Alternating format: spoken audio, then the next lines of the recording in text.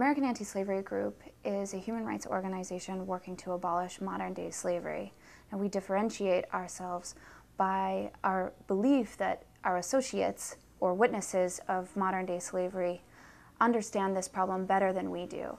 My job as project director is to ensure that their ideas and their initiatives come to life. I help cultivate those ideas and get work done on the ground from their perspective. Now, our witnesses are either former slaves or they have seen firsthand accounts of slavery in Sudan, Mauritania, Haiti, or other countries around the world. I went to Lebanon to work as a housemaid. Things didn't turn out the way I was promised by my agent. I ended up being locked up, beaten, and starved regularly by my employer. I was not paid for my work, and I was cut off from the rest of the world. When I say I'm so tired, I don't need to do it, or I come home and I lost like one cow or one animal, they would beat me, and they call me a beat. That means black slave. Modern day slavery takes many forms. I mean, let's start with the worst. The worst is chattel. Chattel is, we know this. This is where one person owns another person, and he can pass that person down through his generations as part of his inheritance, right? That's like a piece of furniture. You own it, boom.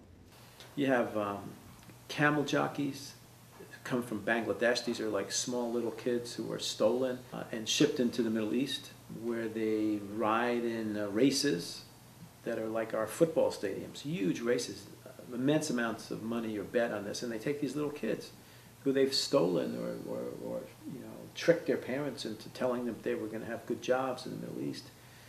And they're camel jockeys, and they ride these huge beasts, and when they fall off them and they get maimed, they're beggars for life in the streets, in the slums of the Middle East.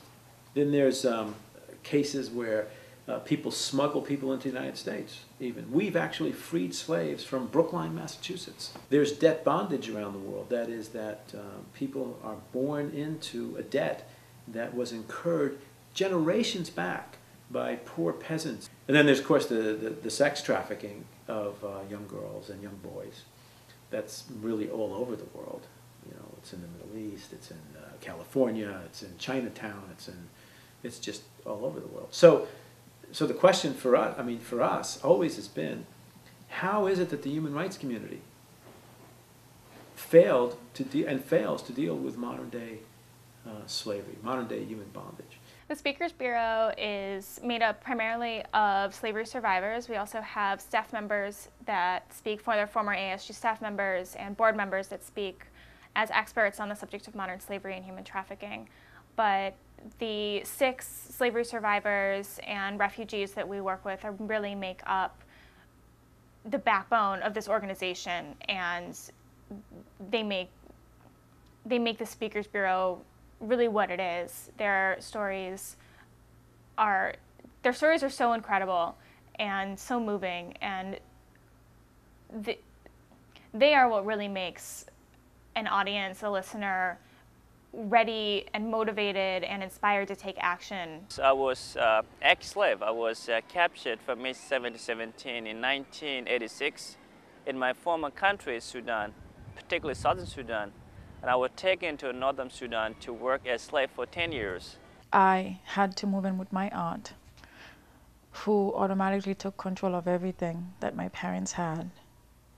And she made me the servant of the house.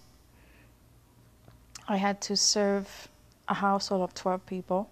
Then you can say with me, in the words of the great American abolitionist Harriet Tubman, I have seen their tears, and I have heard their cries, and I will give every drop of my blood to set them free. Thank you.